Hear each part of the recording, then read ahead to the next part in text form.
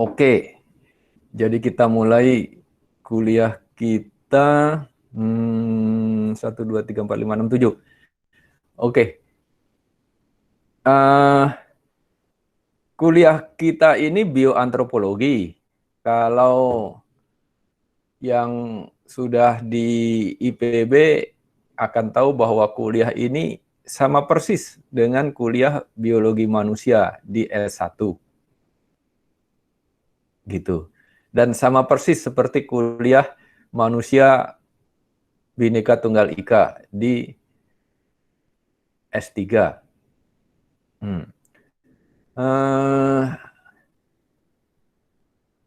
Cuma kalau di S1 itu saya memberi kuliah.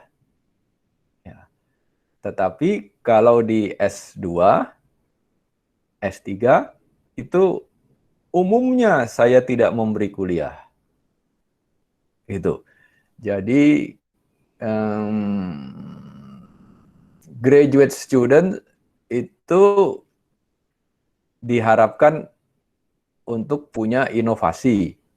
Nah, kalau saya memberi kuliah, nanti inovasi kalian akan bias dengan kuliah saya. Jadi, lebih baik tidak ada kuliah. Gitu. Tetapi, kebanyakan mahasiswa dan teman-teman dosen tidak mengerti hal penting ini, gitu. Jadi di Indonesia kebanyakan graduate course itu ada kuliahnya. Tetapi kalau kalian pergi ke luar Indonesia, di negeri yang sainsnya lebih maju dari Indonesia, itu graduate course tidak ada kuliah. Biasanya begitu. Nah, tetapi di Indonesia kan lain. Jadi suka-suka atau seringkali saya memberi kuliah seperti sekarang. Jadi ini pengantar buat kalian. Intinya adalah saya hanya ingin menyampaikan apa yang baru saya katakan, bahwa saya tidak memberi kuliah kecuali kalau kalian minta. Jadi kalau nanti di jadwal yang akan datang itu kalian misalnya baca jurnal, terus merasa menarik, terus discuss dengan teman satunya, ternyata juga menarik. Nah, dalam hal itu kalian berdua bisa menghubungi saya dan saya akan memberi kuliah seperti yang mungkin dekat ke topik yang Anda baca, yang kalian baca, gitu ya. Nah, kita punya 14 pertemuan online sekarang kan. Jadi kalau dulu kita kuliah biasa nggak usah pakai absen, nggak usah pakai presensi. Sekarang semua harus pakai presensi. Jadi kita punya 14 pertemuan. Nah, ini pertemuan pertama dan nanti sampai UTS itu minggu depan itu yang akan masuk adalah Kanci dan Puji, gitu ya. Nah, apakah mereka memberi kuliah atau tidak, itu independently decide by Kanci dan Puji, gitu ya. Jadi kalian nanti communicate dengan mereka, begitu. Ada pertanyaan?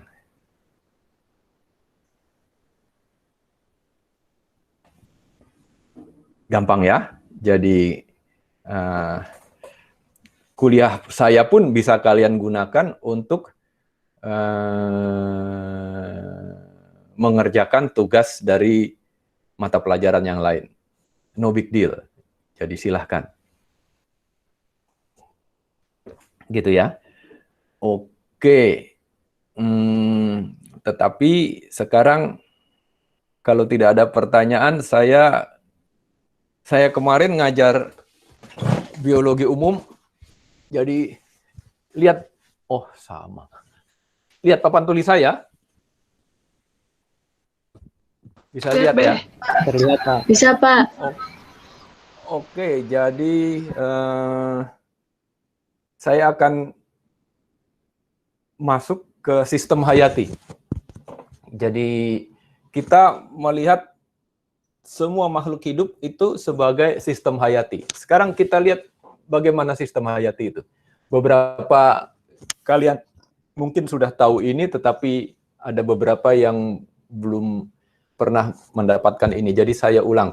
Ini kita punya sistem hayati yang merupakan sistem yang independen. Jadi kalau ada 2, 3, atau 4 sistem yang lain, satu sistem hayati ini independen dari sistem yang lain. Mereka independen dalam hal mengolah, pertama itu materi, yang kedua energi, dan yang ketiga informasi. Kelihatan anu saya, apa namanya? Nggak ada yang ketutup ya? Kelihatan. Oke. Nah, kalau kita lihat sistem hayati yang paling dasar itu adalah sel. Jadi kita mengetahui ada sistem yang mengubah materi jadi energi. Misalnya mitokondria. Di dalam sel ada subsistem yang mengolah materi menjadi energi. Demikian juga sebaliknya, ada yang mengolah dari energi menjadi materi.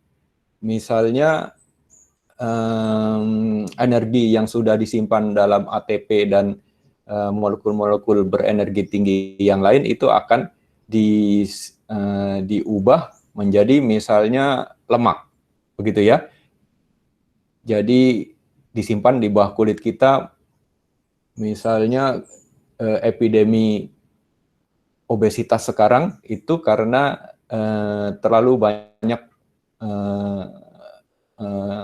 glukos di diet manusia modern, begitu ya. Jadi itu ada sistem hayati, di dalam sistem hayati itu ada subsistem yang mengolah materi menjadi energi, energi menjadi materi, dan seterusnya demikian. Begitu. Ada pertanyaan untuk materi dan energi ini? Atau kalian bisa mencari contoh lain selain dari yang saya katakan? Ada? Oke, kalau tidak ada saya teruskan.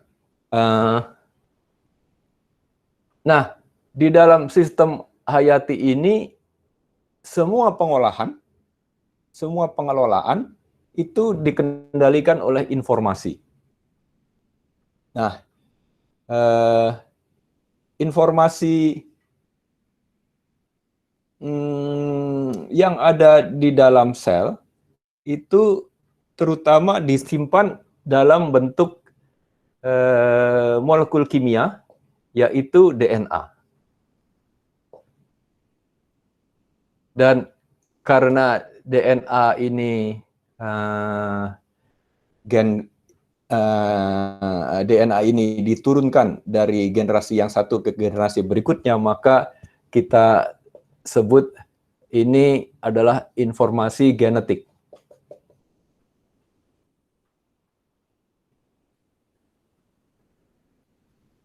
Begitu.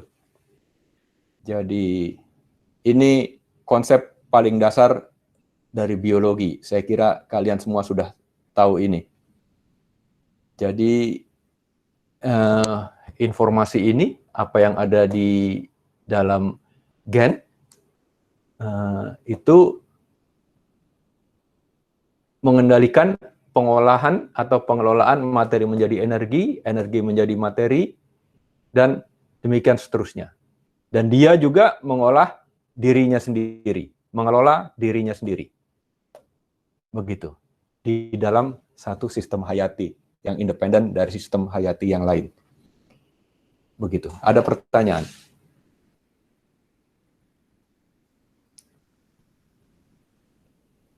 Oke. Jadi ingat-ingat ini, kita memandang makhluk hidup sebagai sebuah sistem hayati. Sebuah sistem, karena sistem hidup, sistem yang hidup kita sebut sebagai sistem hayati. Karena ada sistem-sistem yang lain yang tidak hidup. Oke. Jadi ini sistem hayati. Nah, kita akan lihat bagaimana atau seperti apa sistem-sistem hayati yang ada di alam. Dalam hal ini sudah tentu yang ada di bumi ya. Jadi sistem hayati yang paling dasar tadi sudah saya sampaikan itu adalah sel. Gitu ya. Jadi sel ini adalah sebuah sistem hayati yang paling dasar. Nah, kalau misalnya dia adalah protozoa, maka satu sel protozoa itu hidup independen dari yang lain. Jadi sel itu sebagai individu. Begitu kan? Tetapi kita juga melihat bahwa ada sel yang berkumpul menjadi satu dan dia akan membentuk organ. Gitu ya. Dan organ ini menjadi subsistem dari individu. Kalau tadi di sini individunya itu uniselular, di sini individunya multiselular. Begitu. Jadi kita lihat dari sel, ini sistem hayatinya sama, tetapi yang di makhluk multiselular ada hierarki. Jadi sel-sel menjadi organ, organ adalah subsistem dari organisme.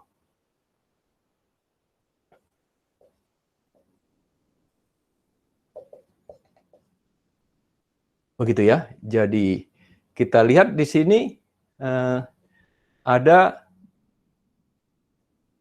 peningkatan hierarki dari sel yang independen sendirian dalam makhluk uniselular dan organisme dia independen sistem hayati juga, tetapi organisme ini terdiri dari sel, banyak sel. Begitu. Jadi ada dua hierarki. Ada pertanyaan? Gampang ya?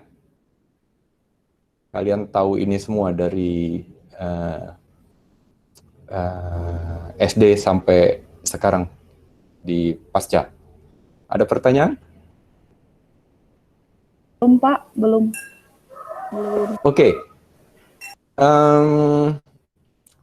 Kita lihat di sini fenomena bahwa kalau ada perpindahan hierarki, terutama kalau hierarki itu meningkat, maka kita melihat adanya pertambahan kualitas. Ada yang namanya emergence. Kelihatan ya emergence tulisan ini ya. Ada emergence. Di sini ada pertambahan kualitas. Jadi emergence atau pertambahan kualitas dari sel menjadi organisme, kita lihat fenomena yang ada di tingkat yang atas, level organisme, dan tidak ada di tingkat sel. Misalnya di organisme ada pertumbuhan. Semua organisme multiselular itu mengalami pertumbuhan. Sel yang di sini itu yang paling sederhana, dia membelah diri saja dari satu sel menjadi 2 sel misalnya. Nah, pertumbuhannya tidak sekompleks organisme multiselular. Begitu. Jadi ada emergence, pertambahan kualitas. Ini konsep yang paling penting dari biologi. Jadi kalau kalian lihat di sini, kalian sudah mempelajari yang pertama tadi, yang tidak saya tulis, kompartementasi. Jadi misalnya tadi konversi materi menjadi energi di mitokondria. Mitokondria itu terdapat di dalam sel. Dan mitokondria itu adalah sebuah organel yang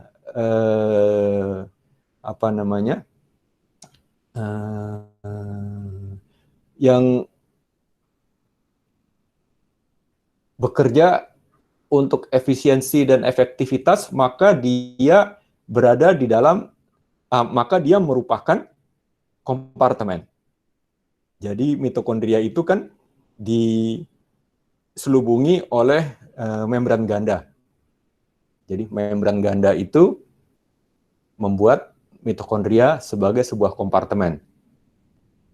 Dia kompartemen yang ada di dalam sel.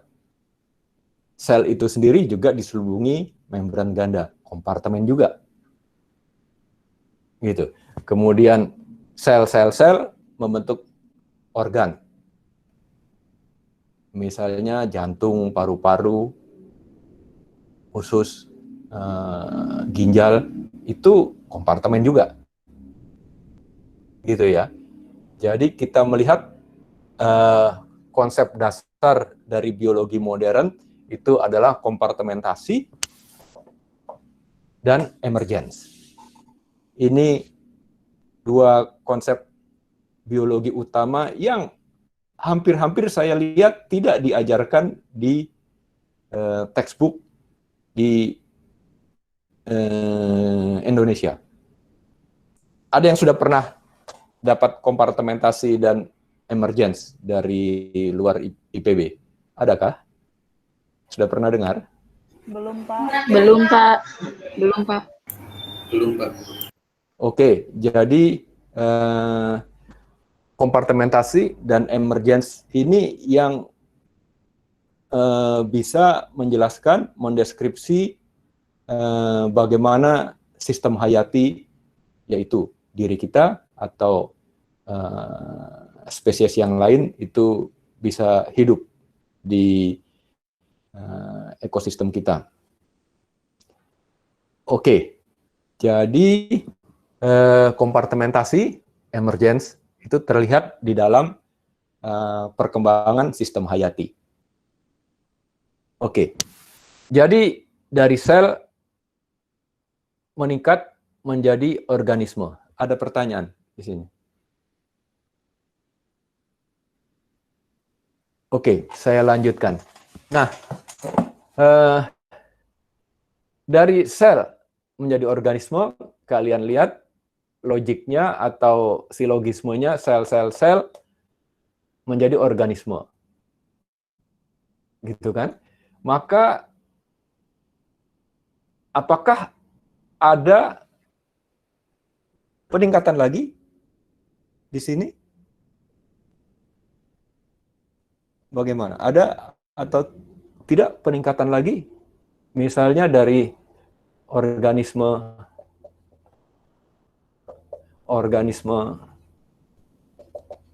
berkumpul menjadi sebuah sistem hayati baru Di sini, dan sistem hayati ini punya emergence dan mempunyai fenomena kompartementasi. Di sini, bagaimana? Ada atau tidak?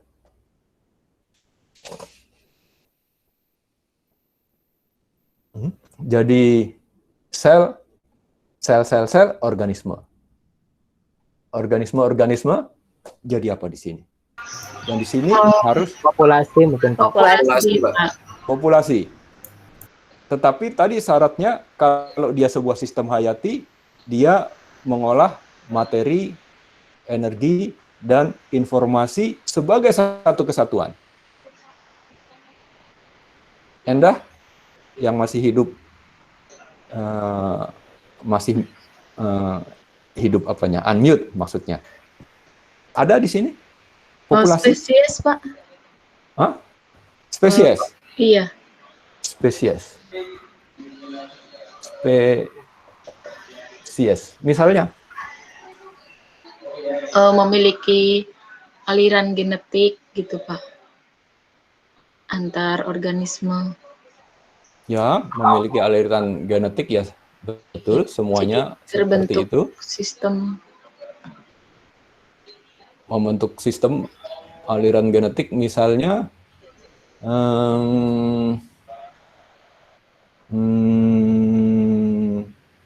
ikan itu reproduksinya eksternal ya. Iya, Pak. Jadi telur dibuahi oleh sperm di luar. Itu satu sistem maksudnya begitu? Iya, Pak. Oh, begitukah? Energi apa yang diolah di situ? Secara bersama-sama oleh jantan dan betina.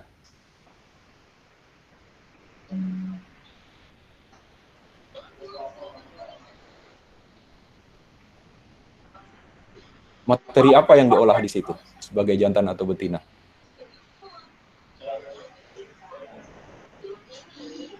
Tidak ada kan? Iya, Pak. Tidak tahu, Pak. Jadi spesies itu bukan sistem hayati. Gitu ya. Tadi ada yang bilang populasi. Kita lihat populasi. Siapa tadi yang bilang populasi? Hampir semua selain Endah, kan? Siapa tadi? Ada? Populasi. Misalnya populasi apa? Misalnya Mahyana. Mahyana, halo?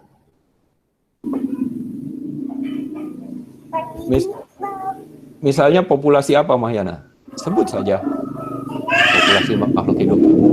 Populasi manusia, Pak. Populasi manusia. Maksudnya populasi manusia. Populasi manusia di kota Banda Aceh gitu ya. Mungkin itu di kota Banda Aceh, populasi manusia di kota Banda Aceh, ya mungkin itu sistem hayati, mungkin saya kira. Jadi manusia. Oke. Tetapi misalnya kita membicarakan makhluk hidup seperti tadi spesies ikan, tadi dalam kasus ikan itu apakah ada level sistem hayati di atas organisme? Kalau manusia tadi ada. Kalau ikan, adakah? Saya kira tidak ada. Misalnya, kita membicarakan hewan sekarang. Kalau kita melihat misalnya tumbuhan, misalnya kita melihat rumput di lapangan sepak bola, misalnya, apakah rumput itu satu sistem hayati?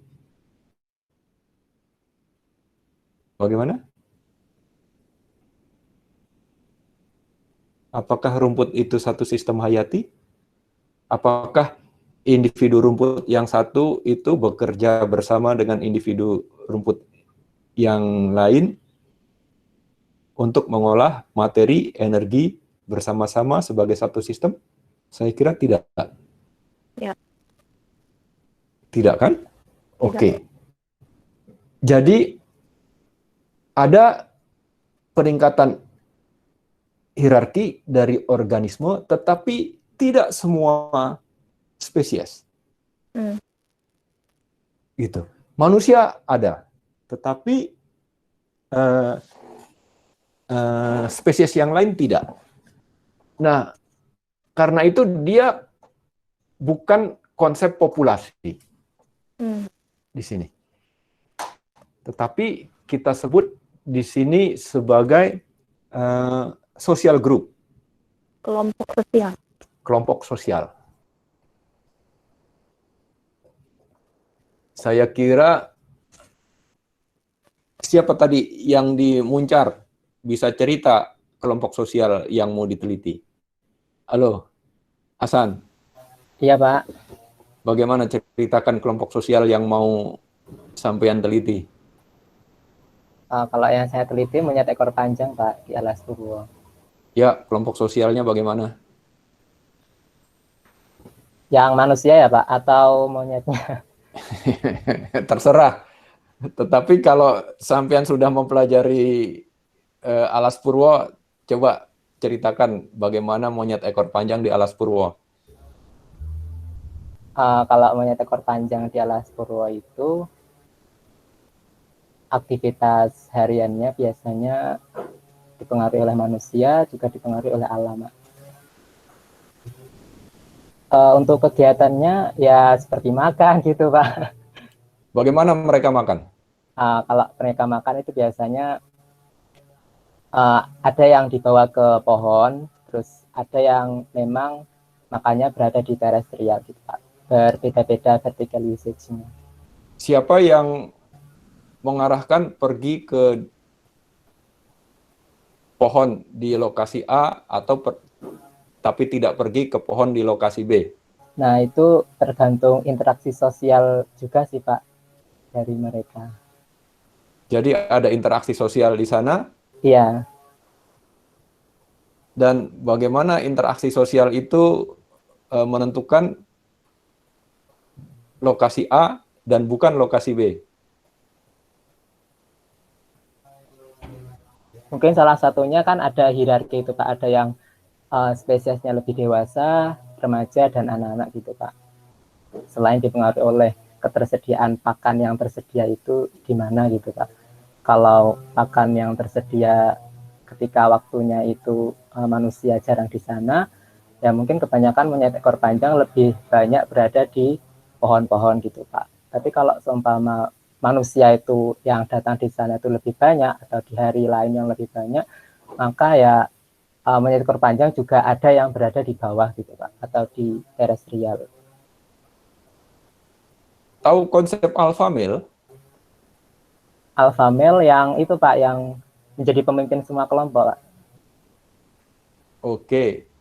Pemimpin anggota di dalam Kelompoknya. kelompoknya. Bukan semua kelompok kan? Nah, kelompoknya sendiri ya, Pak. Kelompoknya sendiri. Ada kelompoknya orang lain?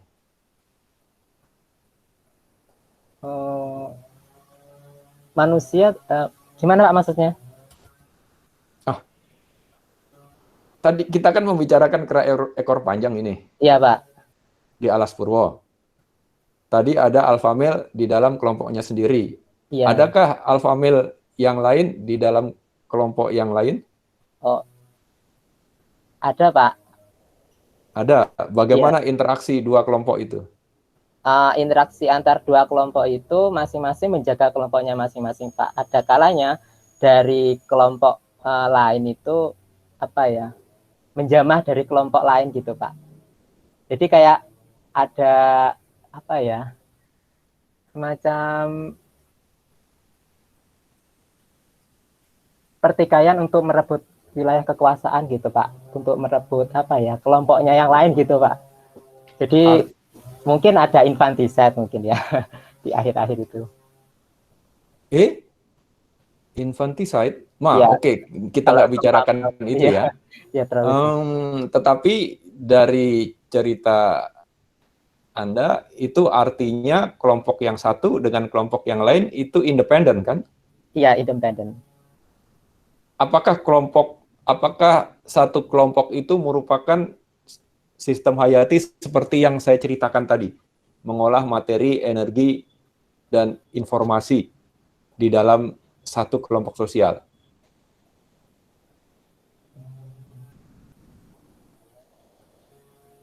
Halo Hasan, Iya, Pak.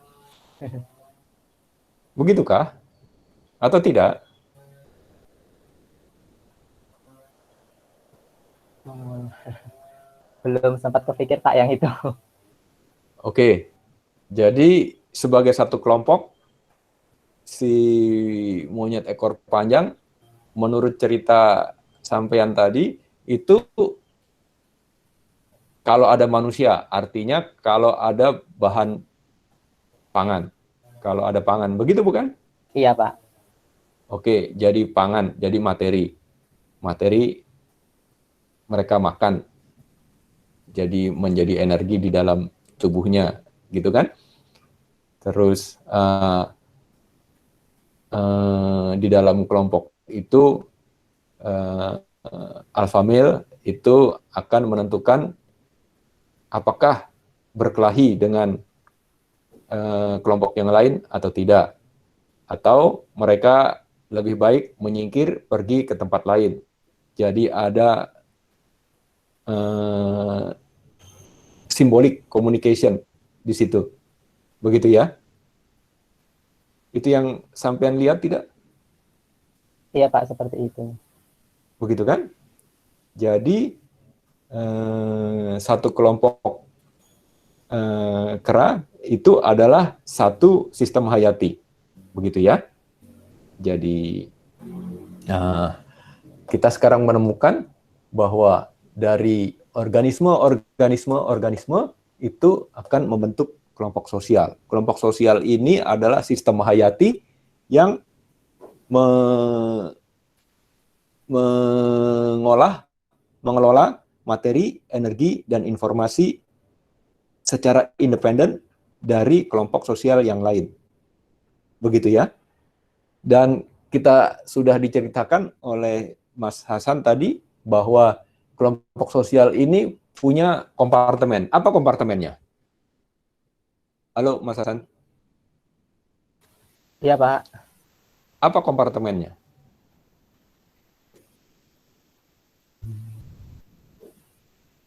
Tadi ada di ceritanya. Pakan, Pak, itu. Oh, kalau pakan kan materi, bukan itu, tetapi kompartemen. Mereka ada alpha male, ada beta male, ada alpha female, ada beta female. Mereka semua itu berada di dalam satu kompartemen. Begitu kan? Tidak. Tadi ceritanya begitu, saya dengar. Iya, Pak. Saya masih bingung sama konsep kompartemennya itu. Oke, jadi teritori itu kompartemen buat kelompok sosial ini. Dan kompartemen ini dipertahankan. Jadi mereka bertikai. Kalau ada individu yang satu, kelompok yang satu bertemu dengan kelompok yang lain. Jadi di Alas Purwo itu kan homerenya luas, tetapi ada teritori yang mereka pertahankan dari kelompok yang lain. Begitu bukan? Iya, Pak. Ya, jadi itu kompartemen. Jadi di sini kita lihat ada kompartemen, dan emergence-nya adalah seperti yang tadi kita lihat, bahwa individu satu dengan individu yang lain itu communicate. Mereka communicate menggunakan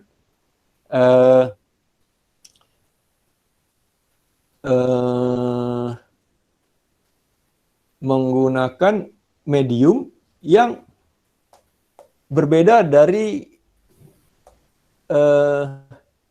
level di bawahnya. Jadi kalau di dalam sel di dalam organisme itu communicate menggunakan molekul kimia. Gitu kan? Chemicals di sini. Tetapi kalau di sini ada komunikasi simbolik. Jadi kalau misalnya alpha male dengan beta male itu biasanya posisinya berjauhan. Dengan yang lain juga berjauhan. Jadi anak-anak yang lahir di situ itu tahu siapa alpha male-nya dengan melihat bagaimana jarak antar individu. Jadi itu adalah komunikasi simbolik. Begitu. Dan komunikasi simbolik ini ada banyak, misalnya primata itu bisa menyeringai, bisa apa namanya, mulutnya bisa begitu, itu dimengerti oleh individu yang lain. Jadi ada komunikasi simbolik di sini. Jadi dari organisme ke kelompok sosial ada emergence yang berisi komunikasi simbolik. Begitu ya. Jadi dari sini ke sini emergence-nya pertumbuhan. Dari sini ke sini emergence-nya komunikasi simbolik. Ada pertanyaan?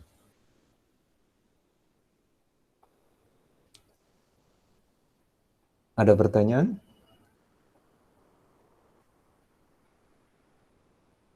Nah, kelompok sosial itu tidak semua spesies. Tumbuhan pasti tidak punya kelompok sosial, kan? Jadi yang punya kelompok sosial itu hanya hewan. Tetapi tidak semua hewan punya kelompok sosial, punya hierarki ketiga ini.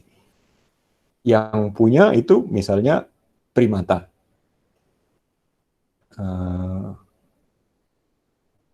Singa punya predator, hewan-hewan predator itu kebanyakan punya kelompok sosial, tetapi juga banyak yang tidak, jadi tidak semua. Jadi evolusi menuju kelompok sosial itu tidak dilakukan oleh semua spesies, beberapa saja. Gitu. Jadi ada sel, organisme, kelompok sosial. Ada pertanyaan? Mohon maaf Pak, apakah boleh dijelaskan lagi yang kompartemen Pak? Saya masih belum terlalu paham. Oke. Kompartemen itu satu ruang yang punya batas. Kalau mitokondria, yang membatasi mitokondria dari lingkungan luarnya adalah membran ganda. Kalau sel, demikian juga yang membatasi dengan lingkungan luar itu membran ganda juga, gitu ya. Nah, kalau misalnya jantung, itu juga punya pembatas di luarnya, yang kalau kalian lihat dari embriologinya, itu pembatas itu misalnya terjadi karena mereka merupakan derivat endoderm. Jantung itu endoderm atau mesoderm ya? Campur. Tetapi sudah pernah lihat embriologi kan? Kalian bisa membayangkan bagaimana jantung terbentuk dan punya batas yang berbeda dari organ-organ yang lain. Jadi sebagai satu subsistem, dia punya batas. Itu adalah kompartemen. Jadi jantung itu subhayati, yang merupakan kompartemen. Kemudian individu, kita sendiri, kita punya kulit, gitu ya. Dan kulit ini membatasi kita dari dunia luar. Misalnya, tidak ada bahan atau makhluk hidup, mikroorganisme misalnya, yang bisa masuk menembus kulit kita. Gitu. Kalau ada 1-2 yang bisa menembus, maka kulit kita akan mengalami iritasi, misalnya inflamasi. Gitu. Sebetulnya iritasi atau inflamasi itu adalah reaksi aktif dari batas dari kompartemennya tubuh kita. Begitu. Kemudian kalau kelompok sosialnya Mas Hasan itu batasnya tidak jelas. Tetapi nanti Mas Hasan itu akan melihat, mengikuti kelompok sosial A, kelompok sosial B, nanti bisa menggambar teritorinya. Dan dari situ baru kelihatan batasnya. Jadi kita hanya melihat kalau batas itu nyata apabila 2 kelompok sosial bertemu dan bertikai. Itu istilahnya Mas Hasan tadi. Di situ kita melihat batas. Jadi ada perkelahian di situ. Nah, itu batas antara 2 hal yang atau 2 benda yang independen. Benda yang satu adalah kelompok sosial A, benda yang lain kelompok sosial B. Begitu kira-kira. Terlalu panjang? Cukup jelas, Pak. Oke, ada pertanyaan lain? Pak, izin bertanya. Silakan. Yang tadi Bapak jelaskan kan ada siklus hayati itu ada 3, yang salah satunya adalah informasi, di mana itu informasi yang masuk akan menimbulkan rangsangan. Nah, yang saya tanyakan di perilaku sosial adanya peran dari alpha male, di mana alpha male itu apakah dia memiliki peran sebagai pencetus atau penentu dari suatu informasi yang masuk. Misalnya ada suatu sumber makanan, maka alpha male memutuskan apakah dia mau datang ke tempat makan itu atau tidak, membuat kelompoknya. Apakah alpha male berperan sebagai pencetus, Pak, dari suatu informasi? Itu sih. Tolong baca lagi catatan sampean, karena ini hal yang penting. Saya kira saya tidak pernah dalam kuliah ini berkata tentang kata siklus. Oh iya, Pak. Oh iya, berarti saya yang salah. Jadi itu adalah sudah hapus tadi ya, sistem hayati, bukan siklus. Oh iya, Pak, saya yang salah. Yang kedua, informasi tadi sampean menyatakan tentang stimulus. Saya kira juga saya kuliah ini belum pernah mengatakan kata itu. Oh iya, Pak, saya kira yang informasi itu berupa stimulus gitu, Pak. Jadi lain itu, Pak, ya? Ya, itu pasti. Ya, tetapi begini, kalau sampean belajar itu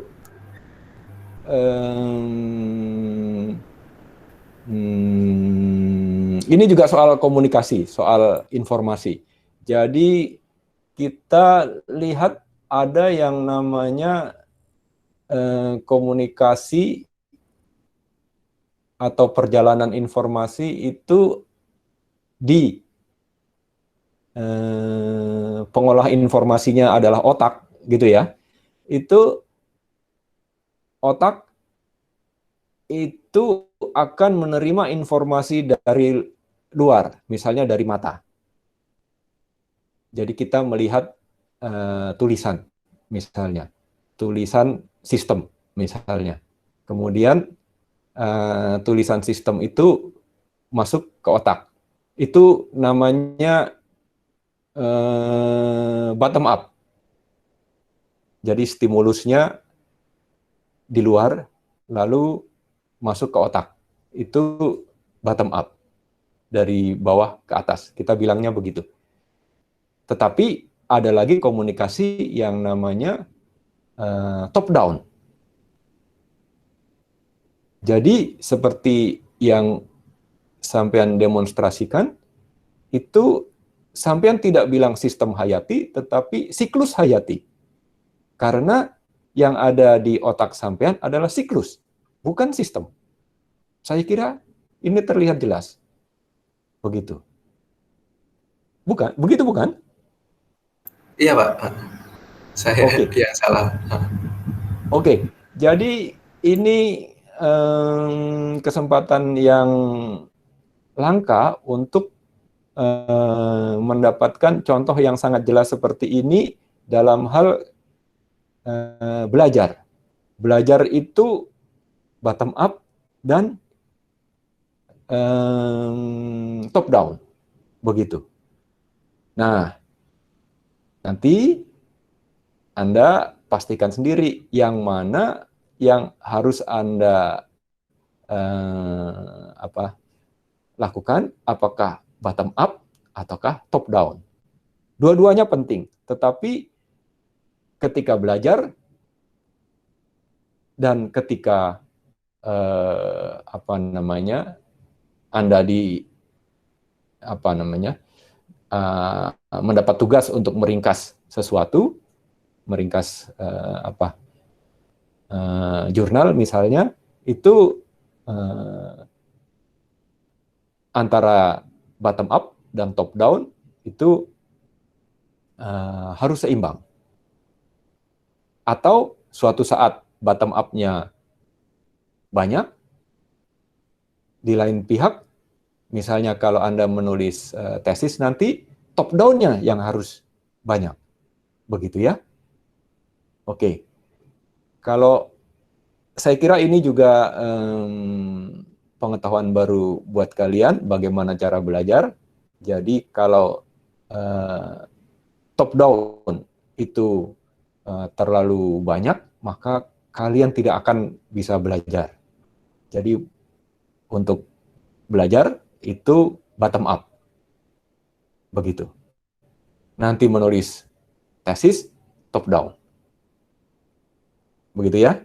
Oke, kembali ke soal alpha male berarti tadi ya. Jadi ya, alpha male itu menjadi pengelola informasi utama, dia pengendali, pengontrol informasi di kelompok sosial. Begitu. Jadi persis seperti yang Anda kira. Jadi kalau alpha male memutuskan berkelahi, mereka akan berkelahi. Kalau alpha male memutuskan pergi ketika bertemu dengan kelompok lain, maka tidak ada pertikaian. Kira-kira gitu. Oke, yang terakhir ini saya menjawab pertanyaan Mas Rosano, kah? Iya, Pak. Halo? Jawab, Pak. Betul, Pak. Oke, sorry, saya harus ngasih kuliah tadi ya.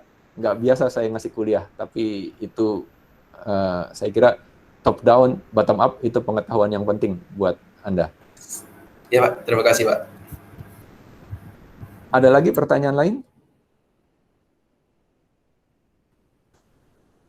Ternyata sudah 1 jam kita, hampir 1 jam. Ada lagi pertanyaan lain? Oke, jadi kita hampir selesai, tetapi oke.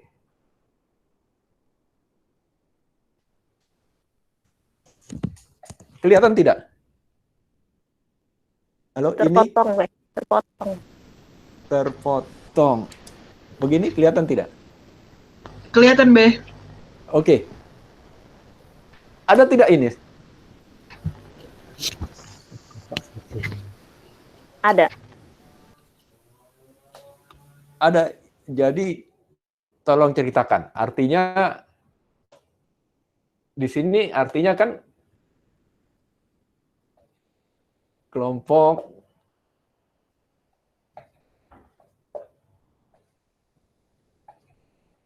gitu ya, membentuk ini kan, begitu kan?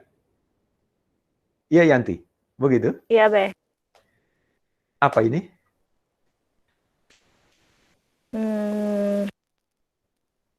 Negara, maybe? Ya, jadi ini negara dan dalam konsep apa namanya? Dalam konsep politik, sejarah, konsep politik ini yang kita sebut sebagai negara kebangsaan. Negara kebangsaan. Jadi ini terdiri dari ini. Kalau negara kebangsaan, kompartemennya jelas ya. Kalian tahu ada imigrasi, gitu ya. Emergency-nya apa, Yanti? Emergency-nya apa ya? Kayak pengelolaan, ada hierarki, di situ ada pengelolaan apa sumber daya mungkin. Oke, jadi di sini ada emergency-nya. Kalau di sini apa namanya? Komunikasi simbolik. Di sini maka di sini kita lihat ada hukum, di sini ada konstitusi. Di sini ya.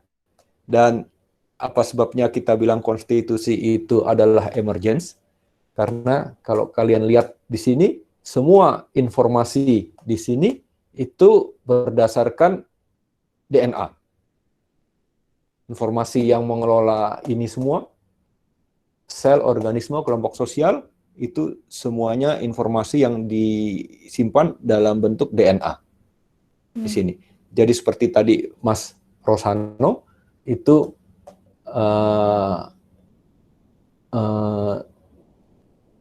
apa namanya, komunikasi sosial di sini itu juga ditentukan oleh DNA di sini.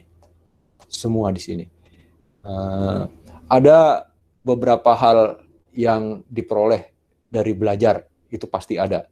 Itu juga termasuk emergence. Jadi komunikasi sosial, belajar, di sini termasuk emergence. Misalnya,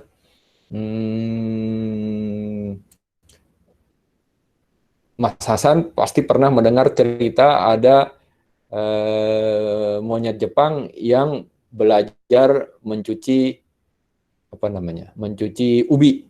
Pernah dengar kan? Ya, itu dari belajar. Dan belajar itu emergence yang di organisme, kebanyakan organisme, misalnya tumbuhan, itu tidak punya. Gitu. Nah, tetapi semuanya tetap secara umum dikendalikan oleh DNA. Kalau konstitusi, maka kita lihat informasinya ditulis dalam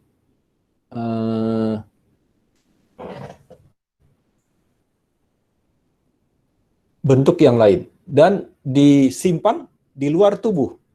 Itu yang paling penting. Jadi di sini negara kebangsaan, informasi itu disimpan di luar tubuh. Kalau di sini dia disimpan di dalam tubuh. Bahkan sampai ke bagaimana kera Jepang itu mencuci, itu disimpan di sini saja. Jadi mencuci ubi itu hanya ada di kelompok sosial yang ada di Koshima, yang ada pulau apa namanya, Koshima? Iya ya, pokoknya kira-kira itu. Di Yakushima misalnya tidak ada mencuci ubi, gitu ya. Nah, kalau di sini informasi simpan di luar tubuh. Hmm. Di sini. Oke, ada pertanyaan?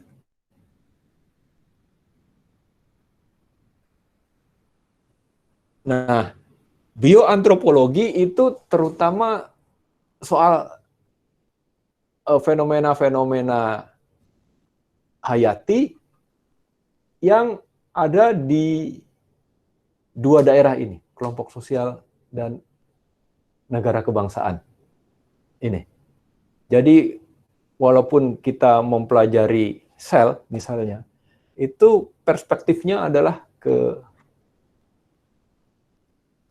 ini, ke yang paling atas tentang manusia. Misalnya apa namanya? Kita sekarang bisa membuat stem cell, cloning cell, stem cell di sini, dan kita selalu berpikir untuk kesejahteraan manusia. Gitu. Jadi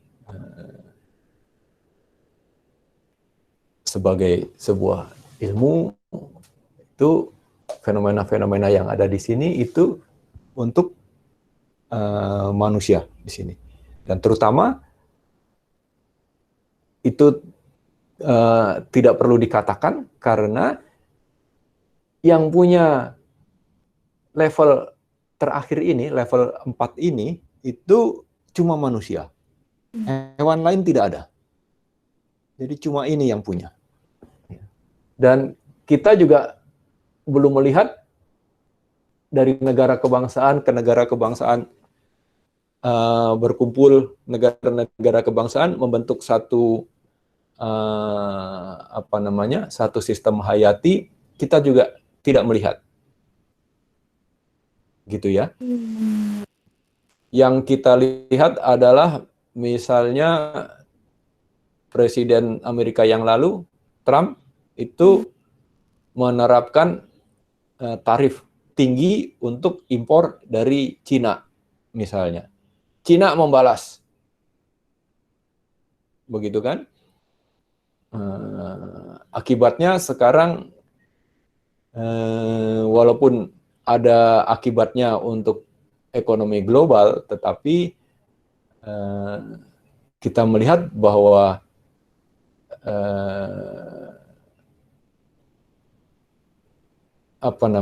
movement atau pergerakan barang itu tidak dikendalikan dalam satu kendali yang sama. Misalnya walaupun ada WTO, tahu WTO ya, World Trade Organization, itu mengatur bagaimana pergerakan barang dari satu negeri ke negeri yang lain. Misalnya tidak boleh ada subsidi, tidak boleh semuanya harus bebas. Tetapi kenyataannya Presiden Trump itu tidak menghormati WTO, misalnya begitu. Jadi kita belum melihat negara kebangsaan, misalnya Amerika, Indonesia, dan yang lain-lain itu bekerja sebagai satu kesatuan mengolah materi, energi, dan informasi. Jadi kelihatannya masih berhenti di sini. Kita tidak tahu apakah akan ada di atas lagi di sini, kita tidak tahu. Oke. Ada pertanyaan? 1, 2, 3, 4, 5, 6, 7, 8. 8 orang. Saya cek.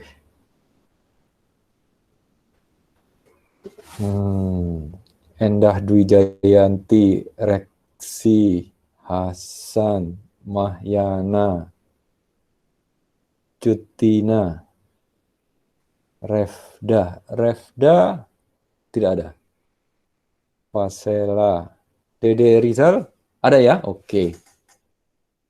Yanti Aryanti, oke. Jadi yang tidak ada Refda ya. Yang mana ya? Saya belum pernah lihat. Ini saya bukan mengabsen, tapi mau tahu muka-muka kalian aja. Dede, Yanti belum absen. Ya, baik, siap. Nanti ya. Baik, baik Pak. Oke, ada pertanyaan lain? Oke, nanti siang itu praktikum dengan kanji ya. Nanti siang kan praktikumnya ya. Coba Iya, saya Pak. Jam 1 ya. jam 1 ya.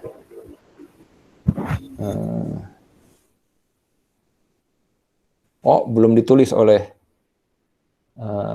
Kanci. Nanti hubungi Kanci ya untuk praktikum. Oke, siap. Baik, Pak. Oke. Ada metode observasi hewan juga hari ini. Siapa yang ambil metode observasi hewan?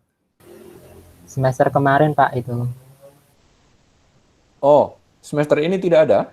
tidak ada Pak. Tidak ada yang mengambil ya? Oh. Kenapa ada di sini? Oke. Oke, ada pertanyaan? Tidak ada? Oke. Ya, 1 jam kita kuliah. Jadi kalau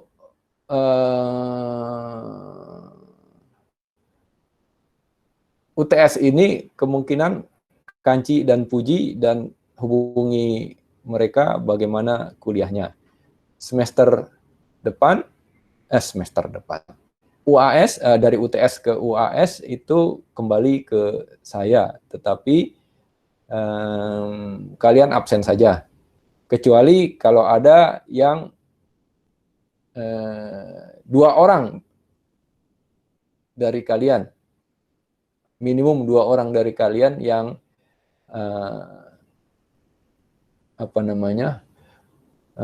request kuliah apa saja, kuliah tertentu, ya. Jadi kita pakai waktu Kamis jam 8 ini untuk request Anda, gitu ya. Kalau tidak ada request, tidak ada kuliah, presensi saja. Yang tidak merequest pun, kan yang request cuma 2 ya, yang tidak merequest pun tidak perlu hadir, gitu ya. Bisa kerja untuk tugas-tugas yang lain. Tapi itu nanti setelah UTS ya. Oke. Apa Fasela? Enggak apa-apa, ya kepencet. Oke, saya sudahi recordnya ya. Stop recording. Oke.